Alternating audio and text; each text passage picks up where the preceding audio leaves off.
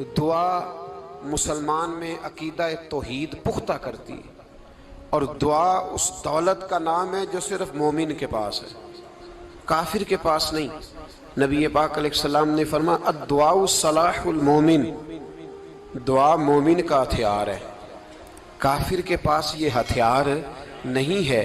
مومن جب اپنے مالک کے حضور دعا مانگتا ہے نا، دنیا میں آپ کسی سے زیادہ مانگیں تو وہ ناراض ہو جاتا ہے، وہ کہتا ہے بھائی تو نے تو کام بنا لیا ہے، کل بھی دیا تھا، پرسوں بھی دیا تھا، روز روز تجھے کون دے؟ میرے نبی پاک علیہ السلام نے فرمایا جو اپنے رب سے زیادہ مانگتا ہے رب اس سے زیادہ راضی ہوتا ہے، زیادہ راضی ہوتا ہے۔ اب دعا مخصوص اوقات نہیں دعا کے، فرمایا اذا دعان، جب بھی دعا مانگو گے تمہارا رب تمہاری دعا کو، جب بھی دعا تو دعا کرتے رہنا چاہیے، ہر وقت دعا میں بندہ شامل رہے، اللہ کے ذکر میں شامل۔ یہ جو قرآن مجید نے کہا نا یا ایھا الذین آمنوا اذکروا اللہ ذکرا کثیرا، اے ایمان والو اپنے رب کا ذکر کثرت سے کرو، وسبحوہ بکرۃ واصیلا، اور صبح و شام اسی کی پاکی بیان کرو۔ تو اس سے مراد یہ نہیں ہے کہ تسبیح لے کے سارا دن مسجد میں بیٹھے رہو اور کام کوئی نہ کرو، بلکہ اس کا مطلب یہ ہے کہ روٹی شروع کرو تو اللہ کے نام سے، اختتام کرو تو اللہ کے نام، سو جاؤ تو رب کا نام لے کے، سویرے اٹھو تو اللہ کا نام لے کے، جب تمہیں کوئی چیز اچھی لگے تو ماشاءاللہ کہو، جب کوئی مصیبت آئے تو کہو انا للہ و انا الیہ راجعون۔ تو سارا دن اللہ کا ذکر جاری رہے گا۔ نبی پاک صلی اللہ علیہ وسلم نے مسلمان کو ایک دوسرے سے ملنے کا طریقہ بتایا۔ مصیبت آئے تو کیا کہنا ہے؟ صرف فوت کی پہ نہیں کہنا، اس کی وضاحت کر دوں، کوئی بھی الذین اذا اصابتہم مصیبہ، جب بھی کوئی مصیبت آئے اللہ کے بندے کہتے ہیں ہم اللہ کی طرف سے آئے ہیں اور اللہ کی طرف ہی ہم نے لوٹ جانا۔ تو میرے عزیز ہر وقت اللہ کا ذکر جاری رہے گا، ہر وقت زبان پہ رب کریم کا۔ دیکھیں نا نبی پاک علیہ السلام نے ہمیں ملاقات کا طریقہ بتایا۔ ایک صحابی آئے تو انہوں نے آ کے کہا السلام علیکم، نبی پاک علیہ السلام نے فرمایا رب تعالیٰ نے اسے 10 نیکیاں عطا فرمائی ہیں۔ دوسرے آئے تو انہوں نے کہا السلام علیکم ورحمۃ اللہ، تو محبوب فرمانے لگے، امام بہقی نے اس کو لکھا ہے، محبوب فرمانے لگے رب کریم نے اسے 20 نیکیاں عطا فرمائی۔ ایک اور آئے، عرض کیا السلام علیکم ورحمۃ اللہ وبرکاتہ، محبوب فرمانے لگے اللہ نے اسے 30 نیکیاں عطا فرمائی۔ اچھا اس کا مطلب کیا ہے؟ السلام علیکم، تم پر سلامتی ہو، سادہ ترجمہ یہ ہے کہ تم سلامت رہو، تم سلامت رہو، ورحمۃ اللہ وبرکاتہ، تم پر اللہ کی رحمت بھی ہو اور اس کی برکتیں بھی ہو۔ وہ کیا کہتا ہے؟ وہ کہتا ہے وعلیکم السلام، تم پر بھی سلامتی ہو، ورحمۃ اللہ وبرکاتہ، اللہ کی رحمت ہو اور اس کی۔ یہ جو مسنون دعائیں ہیں نا جو حضور نے ہمیں دعائیں سکھائیں ہر موقع پہ، ان کا کمال دیکھیے۔ اب ایک مسلمان نے آتے کہا السلام علیکم، اس کا مطلب کیا ہے؟ تم پر۔ اب وہ جھگڑا کرے گا اسے مارے گا، اس کا مال چھینے گا؟ اس نے تو آتے ہی کہا تم پر سلامتی ہو۔ تو جو سلامتی کی دعا دینے والے ہیں وہ جیب تھوڑی کاٹیں گے، وہ غبن تھوڑی کریں گے، ڈاکہ تھوڑا ڈالیں گے۔ اسلام نے لفظ ہی وہ سکھایا ہے کہ فرمایا جب تم نے ملنا ہے تو تم نے دعائیں کرنی ہیں ایک دوسرے کے لیے۔ اب ہمارے ہاں نئے نئے لفظ آ گئے، ٹیلی فون اٹھایا تو کہا ہیلو، اس کا کیا ترجمہ ہے؟ کون ہے؟ اس کا کیا ترجمہ ہے؟ جی جناب، اس کا کیا مطلب؟ ہم نے دیکھا بڑے بڑے سمجھدار لوگ السلام علیکم کی بجائے کہتے ہیں کیا حال ہے؟ بھئی کیا عجیب بات ہے، بھئی کیا حال ہے کا کیا مطلب ہوا؟ وہ بعد میں کرنے کی بات ہے۔ اور کچھ تھوڑا سا جو ادیب ہیں، جو بیچارے حروف کے پیچ و تاب میں رہتے ہیں، وہ کہتے ہیں آداب عرض ہے۔ وہ کیا ہوتا ہے جی؟ اسلام نے دعا سکھائی ہے السلام علیکم، یہ کتنی خوبصورت دعا ہے۔ جب آپ گھر کے اندر داخل ہوئے تو آپ نے دعا دی السلام علیکم، یہ دعا دی آپ۔ ایک صحابی حاضر خدمت ہوئے، عرض کی یا رسول اللہ صلی اللہ علیہ وسلم میرے گھر میں غربت رہتی ہے، کیا کروں؟ نبی پاک علیہ السلام نے فرمایا جب بھی گھر جایا کرنا گھر والوں سے سلام لیا کر، گھر والوں سے کیا کہا کر؟ السلام علیکم، جب بھی گھر جائے۔ یعنی گھر آیا، اب گھر والوں نے بتایا کہ ماچس کی ڈبیا تو لے آؤ۔ اب یہ دکان کونے پہ تھی گھر والے پہ، وہاں سے ماچس کی ڈبیا لے کے واپس گیا تو کہنے لگا السلام علیکم. پھر گھر والوں نے کہا ہو بتانا یاد ہی نہیں رہا، چینی بھی ختم ہو گئی ہے. تو یہ پھر گیا چینی لینے، لوٹ کے آیا تو کیا کہا؟ جب اللہ چاہتا ہے تو کہے، جب اللہ کے رسول چاہتے ہیں تو کہے. اس کا ترجمہ یہ ہے کہ تو کہہ، تو سلام لے. اللہ رسول چاہ رہے ہیں کہ تو سلام لے تاکہ تیرے گھر میں سلامتیاں ڈال دی جائیں. تو فرمایا سلام لینی ہے تو نے، اور ساتھ تو نے اس طرح کرنا ہے کہ 3 دفعہ سورۃ اخلاص کو پڑھنا ہے. امام قرطبی نے اس کو لکھا ہے. اس نے کہا حضور غربت بڑی ہے. غربت بڑی ہے تو کہ وظیفہ بتائیں. فرمایا جب بھی گھر جاؤ سلام لو اور 3 دفعہ سورۃ اخلاص پڑھو. وہ صحابی کہتے ہیں میں پکا ہو گیا. اب وہ کچھ دنوں کے بعد، کچھ عرصے کے بعد، کچھ مہینوں کے بعد واپس آئے تو صحابہ کرام علیہم رضوان فرماتے ہماری خواہش تھی کہ یہ کچھ بیان کرے، اب بتائے جو وظیفہ لے کے گیا تھا اس کا رزلٹ کیا نکلا. کہتے اس نے بڑی حیرت انگیز بات کی. حیرت انگیز عجیب انداز میں. کچھ لوگوں کا دل ہوتا ہے نا کہ مجھے ملے میرے پڑوسی کو نہ ملے، اور کچھ کا دل ہوتا ہے یار مجھے بھی ملا ہے اور الحمدللہ میرے پڑوسی کو ملا ہے. تو صحابی جب حاضر ہوئے تو صحابہ کہتے ہیں ہمیں تجسس تھا کہ یہ کچھ بتائیں. تو حضور نے فرمایا کیا حال ہے تیرا؟ کہا یا رسول اللہ کمال ہی ہو گئی ہے حضور، میں جب بھی گھر جاتا ہوں سلام لیتا ہوں اور 3 دفعہ سورۃ اخلاص پڑھتا ہوں. میں تو امیر ہو ہی گیا ہوں، میرے تو ہمسائے بھی امیر ہو گئے. کتنا پیارا ہے یہ جملہ، کتنا حسن ہے. اتنا اچھا لفظ کسی اور کے پاس ہے ہی نہیں جو الفاظ ہمیں ہمارے رسول نے عطا فرمایا. اس کو اپنائیے، اس کو اپنائیے. یہ الگ بات ہے کہ لوگ مطلب کے لیے سلوٹ کر لیتے ہیں بڑا سارا، لیکن مطلب کے لیے نہیں. جس کو جانے اس سے بھی سلام لیں، جس مسلمان کو نہیں جانتے اس سے بھی. تو نبی پاک نے ہمیں مسنون دعائیں سکھائیں. رات کو جب سونے لگیں اللہ کے رسول صلی اللہ علیہ وسلم نے ہمیں دعا سکھائی. حضور نے فرمایا جب سونے لگو تو مسلم شریف میں فرمایا تم نے یہ دعا پڑھنی، اللہم باسمک اموت و احیا. تم نے کہنا اے اللہ میں تیرے نام پر مرتا ہوں اور تیرے نام پر جیتا ہوں. نبی پاک صلی اللہ علیہ وسلم نے ایک حدیث میں فرمایا کہ یہ جو نیند ہے نا یہ موت کی چھوٹی بہن ہے، یہ موت کا ایک حصہ ہے. جس طرح انسان سو جائے تو کوئی خبر نہیں ہوتی کیا ہو رہا ہے، بالکل وہ اٹھا ہے تو اس نے کہا ہو یہ کیا ہوا. سو جاتا ہے نا آدمی، اسے خبر نہیں ہوتی. اوہو میں نے تو 11 بجے اٹھنا تھا، یہ تو 3 بج گئے. اب اسے خبر نہ رہی. سوتے ہوئے لوگ چوری کر لیتے ہیں. بلکہ اس طرح بھی ہوتا ہے کہ آدمی نے گکھڑ اترنا تھا، وہ پنڈی سے آ رہا تھا لیکن وہ سویا ہوا تھا. آنکھ تب کھلی جب کاموں کی آ گیا تھا. اب اس کا اس پر زور. تو فرمایا کیا پتا اب تو کھل گئی کاموں کی، جا کے لاہور جا کے کسی جگہ پہنچ کے تو یہ بھی ممکن ہے کہ کھلے ہی نہ، نیند ہی موت کا سبب بن جائے. تو کہہ کے سو کہ یا اللہ تیرے نام پہ سو رہا ہوں. اللہ کس نام پہ سو رہا ہوں؟ یار اگر ہم ان دعاؤں کا حسن سمجھے مت اللہم باسمک اموت و احیا، یا اللہ میں تیرے نام پہ سوتا ہوں اور تیرے نام پر اٹھتا ہوں. گویا کہہ رہا یا اللہ میری نیند بھی تیرے فضل سے ہی ہے، اور اگر آنکھ کھل جائے تو وہ بھی تیرے فضل سے ہی ہے. کتنا اعلیٰ نبی پاک علیہ السلام نے انداز سکھایا. اور پھر بخاری شریف میں حدیث موجود ہے، فرمایا جب اٹھو تو کہو الحمدللہ الذی احیانا احیانا بعد ما اماتنا و الیہ النشور. فرمایا جب تم سو کے اٹھو تو پھر کہو اے اللہ ساری تعریفیں تیرے لیے، تمام تعریفیں جس نے ہمیں موت کے بعد حیات دی.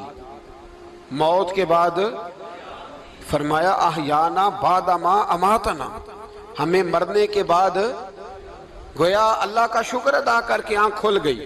دیکھیں کس طرح اسلام مسلمان کو اللہ کے ساتھ جوڑتا ہے. فرمایا شکر کر، آنکھ کھل گئی. کہ یا اللہ تیرا شکر ہے تو نے موت کے بعد ہمیں دوبارہ حیات عطا فرمائی، یہ شکر ادا کرو. گویا تم یہ نہ کہنا کہ میں اٹھ گیا ہوں تو میرا کمال ہے، یہ نہ سمجھنا میں اٹھ گیا ہوں تو میں بڑا پابند ہوں، جب میں ارادہ کر لوں کہ میں نے 11 بجے اٹھنا ہے تو پھر میں اٹھ جاتا ہوں.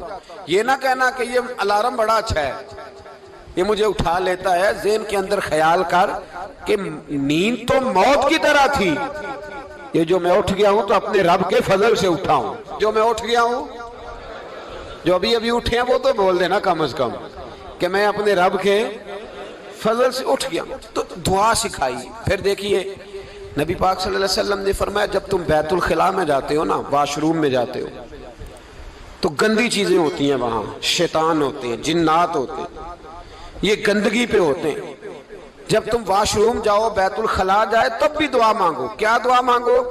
وہ دعا بھی نبی پاک صلی اللہ علیہ وسلم نے ہمیں تعلیم فرمائی اور بخاری میں ہے، کہا پڑھا کرو، اللہم انی اعوذ بک من الخبث والخبائث۔ کہو اے اللہ، ناپاک چیزوں سے میں تیری پناہ مانگتا ہوں، وہ نر ہوں یا مادہ ہوں۔ اللہ میں تیری پناہ مانگتا ہوں۔ واش روم کے اندر بہت ساری بری چیزیں ہوتی ہیں، جوان میری بات پر توجہ فرمائیں، وہاں بہت ساری گندی چیزیں ہوتی ہیں۔ انسان کئی دفعہ واش روم میں جاتا ہے، اسے وسوسے زیادہ آتے ہیں، یہ نوٹ کریں میری بات کو۔ اصل میں نا ہم بات ڈھونڈ رہے ہیں علاج اپنی بیماریوں کا، حالانکہ علاج تو سارا مدینے والے رسول کے پاس موجود ہے، محبوب کے پاس ساری دوائیاں ہیں۔ تو نبی پاک علیہ السلام دیکھیں نا، انسان واش روم میں جاتا ہے، اسے وسوسے آتے، برے خیالات آتے، وہ گناہ کی طرف کئی دفعہ مائل ہوتا ہے، تو کہا تو دعا پڑھ کے جا، اللہم انی اعوذ بکا، یا اللہ میں تیری پناہ مانگتا ہوں، من الخبث والخبائث، ہر خبیث اور بری چیز سے میں تیری پناہ مانگتا ہوں، وہ نر ہو یا یار کتنا عظیم دین ہے، کتنا عظیم میرے مصطفیٰ کریم کا وہ والا دین ہے۔ اصل میں اللہ کرے بی اے پاس بچے کو بیت الخلاء کی دعا بھی یاد ہو جائے، ایسے یاد ہو جائے، اور اس کے ماں باپ سمجھ لیں کہ جوان ہو گیا ہے، تو اب ہو سکتا ہے اس کی طرف شیطان حملہ زیادہ کرے، اسے خراب کرنے کی کوشش کرے، تو لہٰذا اسے دعا سکھائی جائے تاکہ اس کو پہلے سے پتا ہو کہ میں نے اس بے ایمان سے بچنا کس طرح سے۔ اب آپ دیکھیے نبی پاک علیہ السلام نے ہمیں دعا سکھائی، مصنف ابن ابی شیبہ میں۔ کون سی دعا؟ واش روم سے نکلنے کی۔ اللہ اکبر، بڑی زبردست دعا ہے، بڑی زبردست۔ آپ یقین کریں اس ایک ایک دعا پر ایک ایک پورا بیان ہو سکتا ہے، ایک ایک۔ یہ اس لیے نہیں میں کہہ رہا کہ میں کوئی عالم فاضل آدمی ہوں، آپ کہیں گے کہ بتا رہے ہیں میں بڑا پڑھا لکھا ہوں، صرف یہ عرض کر رہا ہوں کہ اس کے فوائد پر، ثمرات پر جو اللہ تبارک و تعالی امت کو دیتا ہے، ان دعاؤں کی جو فضیلت حدیثوں میں آئی، اور پھر جو اس کے فوائد ہے، اگر اس پر بات کروں تو ایک دعا تقاضا کرتی ہے کہ اس پر پورا ایک لیکچر ہونا چاہیے۔ دیکھیے آپ واش روم سے نکلے، دعا کیا ہے؟ دعا کے لفظ کیا؟ الحمدللہ الذی، ایک حدیث میں لفظ ہے غفرانک، غفرانک، اے اللہ میں تجھ سے بخشش چاہتا ہوں۔ اور جو مشہور اور معروف ہے مصنف ابن ابی شیبہ کی روایت، فرمایا الحمدللہ الذی اذھب عنی العذاب وعافانی، فرمایا اے اللہ تیرا شکر ہے۔ واش روم سے نکلا ہے تو کہہ رہا ہے یا اللہ تیرا شکر ہے، تو نے مجھ سے اذیت دور کی، وعافانی، اور تو نے مجھے عافیت عطا کر دی، اذیت دور کر دی اور عافیت۔ بولیے، واش روم سے نکلا ہے تو کیا کہتا ہے؟ یا اللہ تیرا شکر ہے، تو نے مجھ سے اذیت دور کر دی اور مجھے عافیت۔ ڈاکٹر حکیم ہومیوپیتھک ایک چیز پر متفق کم ہوتے ہیں، پتہ ہے نا آپ کو، لیکن اس بات پر سب کا اتفاق ہے کہ اگر کسی کو قبض ہو جائے نا تو شاید 70 یا 72 بیماریاں لگ جاتی ہیں اس کو۔ اور جب آدمی کو قبض ہوتی ہے نا، پیٹ کے اندر فضلہ جم جاتا ہے، خارج نہیں ہوتا، اس کو اعصاب کی بیماری ہوتی ہے، اس کے ذہن پر اثر ہوتا ہے اس چیز کا۔ آپ یہ مت سمجھیں کہ کھانا کھانا یہ ایک کمال ہے، اللہ نے یہ بھی نعمت بنائی ہے کہ کھانا جب خارج ہوتا ہے تو وہ بھی اللہ کا بہت بڑا احسان ہے۔ تو فرمایا تو سمجھا ہی نہیں، اگر تجھے قبض ہو جاتی، تیرے پیٹ کے اندر وہ چیز جم جاتی، تیرے لیے کتنی تکلیف کا باعث تھی۔ ان لوگوں سے پوچھئے جو اس کے بیمار ہیں، اس کے مریض ہیں، وہ کتنی تکلیف میں رہتے ہیں، سر میں درد ہوتا ہے، سر چکراتے ہیں۔ ایک بہت بڑا روڈ ایکسیڈنٹ ہوا تو ڈرائیور سے لوگوں نے پوچھا کہ مسئلہ کیا ہے، تو کہنے لگا میں قبض کا مریض ہوں، تو میں کھانا کھا لیتا ہوں تو میرے ذہن پر وہ اس قدر زیادہ گیس کا غلبہ ہوتا ہے کہ میں سخت تکلیف میں ہوں۔ نبی پاک علیہ السلام نے ہمیں سمجھایا اور بتایا کہ سمجھ لو یارو، کھانا کھانے کی نعمت تو اللہ نے تمہیں عطا فرمائی ہے، لیکن کھانا کھانے کے بعد اس کا اخراج بھی اللہ کی بہت بڑی نعمت ہے، تو اللہ کا شکر ادا کرو۔ پھر جب آپ گھر سے نکلیں گے تو بھی اس کی دعا ارشاد فرمائی، بسم اللہ توکلت علی اللہ، اللہ کے نام سے گھر سے نکلتا ہوں اور میں نے بھروسہ بھی اللہ کے نام پہ کیا۔ جب گھر سے نکلیں تو کس کے نام پہ بھروسہ کریں؟ بولیے۔ حضرت رابعہ بصریہ رحمت اللہ علیہا، آپ تشریف لے گئیں حج کرنے، جس دن واپس آئیں اپنا اونٹ کہہ گئیں جاتی دفعہ، کہنے لگی اللہ میں تیرے حوالے کر کے جا رہی ہوں، اور بسم اللہ توکلت علی اللہ، بھروسہ بھی تیری ذات پہ ہے۔ جس دن واپس آئی نا، اسی دن کسی نے بتایا کہ اماں آج ہی تیرا اونٹ مر گیا ہے، تو اونٹ کے سرانے کھڑی ہو کے کہنے لگی مولا میں تو تیرے نام پہ، تیرے پہ بھروسہ کر کے گئی تھی، تیرے حوالے، میں تو تیرے گھر گئی تھی۔ تو لوگ کہتے ہیں اماں کے منہ سے لفظ نکلے تو اونٹ زندہ ہو کے کھڑا ہو گیا، کھڑا ہو گیا ہوں۔ تو اماں کہنے لگی نہیں تمہیں ہی غلطی لگی ہے، مرا ہی نہیں تھا، پہلے سے ہی موجود تھا، گویا اپنی کرامت بھی نہیں ظاہر ہونے دی۔ تو بھائی گھر سے نکلیں تو کس لفظ پر کہ یا اللہ میں تیرے بھروسے پہ نکل رہا ہوں میں، اس کے دو فائدے ہوں گے، ایک تو آپ اللہ کی امان میں جا رہے ہیں، اللہ کی امان میں آ رہے ہیں، اور دوسرا جس گھر کو آپ چھوڑ کے جا رہے ہیں اسے بھی اللہ کی امان میں دے کے جائیں۔ تو کتنا لذت والی دعا ہے جو نبی کریم علیہ السلام نے ہمیں سکھائی۔ اب ذرا حدیث سنیں خوش ہو کے، دیکھیں حضور نے دعا سکھائی، فرمایا جب دیکھ لو نا کسی کو ہنستا ہوا، کیا کرتا ہوا؟ ماشاءاللہ آپ تو ہنسنے لگے۔ جب کسی کو ہنستا ہوا دیکھو تو کہا کرو اضحک اللہ سنک، یہ دعا، یہ بخاری ہے، فرمایا دعا مانگا کرو جب کسی مومن کو ہنستے ہوئے دیکھو تو دعا مانگو اضحک اللہ سنک، اللہ تجھے ہنستا ہی رکھے، اللہ تجھے، بولیے، جل نہ جایا کرو کہ میں پریشان ہوں تو یہ ہنس کیوں رہا ہے، جھلا نہ کرو، بلکہ کیا کہا کرو اللہ تجھے ہنستا رکھے، اللہ تجھے۔ نبی پاک صلی اللہ تعالیٰ علیہ وآلہ وسلم نے فرمایا، ترمذی میں حضرت اسامہ بن زید رضی اللہ تعالیٰ عنہ سے حدیث مروی ہے، حضور نے فرمایا جس نے کسی کے ساتھ احسان کیا اور جس پر احسان کیا، اگر اس نے یہ دعا پڑھ دی نا جزاک اللہ خیرہ، تو فرمایا اس نے اللہ کی بھی پوری حمد کر دی اور محسن کا صحیح شکریہ بھی ادا کر دیا۔ کیا کہنا ہے؟ جزاک اللہ، اللہ تجھے بہترین جزا عطا کرے۔ اس کا ترجمہ کیا ہے؟ اللہ تجھے بہترین، کیونکہ حضور فرماتے ہیں من لم یشکر الناس ولم یشکر اللہ، جس نے بندوں کا شکریہ ادا نہیں کیا اس نے اللہ کا بھی شکریہ ادا نہیں کرنا۔ تو کیا کہنا چاہیے؟ جزاک اللہ خیرہ۔ اور اگر اماں کہتی ہو بچوں کو انگریزی سکھانی ہے تو کیا کہنا ہے پھر؟ شکریہ ادا کرنے میں کیا کہنا ہے؟ Thanks, thank you. وہ خدا کے اس کا ثواب کتنا ہے؟ بولے انگریزی ایک زبان ہے، اس کو زبان ہی رہنے دیں۔